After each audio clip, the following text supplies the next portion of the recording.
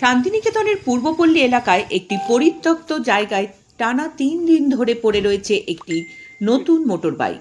বিষয়টি জানাজানি হতেই এলাকায় চাঞ্চল্য ছড়িয়ে পড়েছে। স্থানীয় বাসিন্দারা প্রথমে বাইকটি দেখতে পেয়ে বিষয়টি পুলিশকে জানান।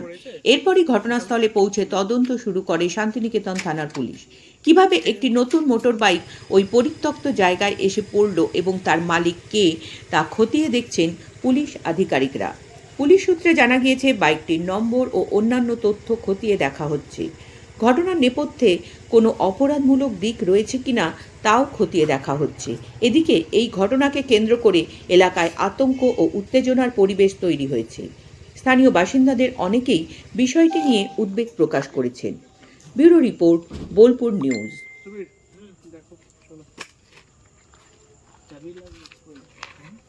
চাবি নেই, চাবি তো হয়ে গেছে 7 দিন ধরে পড়েছে বিশাল। ঠিক আছে, দেখেছেন? আমি এইখানে দেখছি 3-4 দিন থেকে গাড়িটা পড়ে রয়েছে। কার গাড়ি আমি এটা বলতে পারবো না, কিন্তু কে গাড়িটা রেখে গেছে তাও আমি জানি না। আমি এই পাশের বাড়িতেই থাকি। এই যে ইনি দাদা বললো, এই দাদার পাশেই আমি থাকি। আমাদের তো ভয় ভয় লাগছে, গাড়িটা আমরা আতঙ্কে আছি আমি। আর আমি বুঝতে পারছি না যে কি করব। এরকম ঘটনা কি আগে ঘটেছে?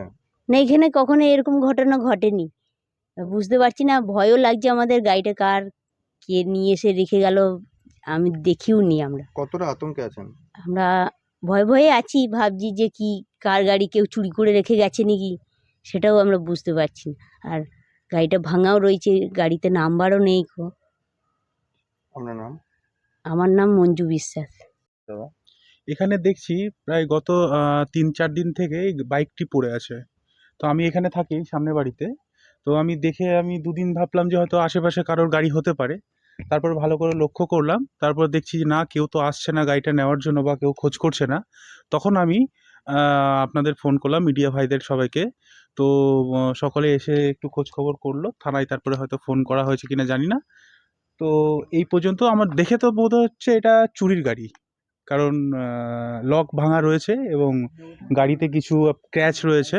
আর গাড়িটা এইখানকার গাড়ি বলে মনে হচ্ছে না। এই গাড়িতে কি নাম্বার প্লেট আছে? নাম্বার প্লেট নেই, নাম্বার প্লেট দেখতে পাইনি। হ্যাঁ, তো কেউ খোঁজ করছে না কিন্তু গাড়িটার। তো সেই জন্য আমার একটু সন্দেহ হলো গাড়িটা যদি কোনো কে রেখে গেছে বা যদি এর মধ্যে অন্য কোনো রকম কিছু পরিকল্পনা থাকে, সেই জন্য আমি জানাতে বাধ্য হলাম।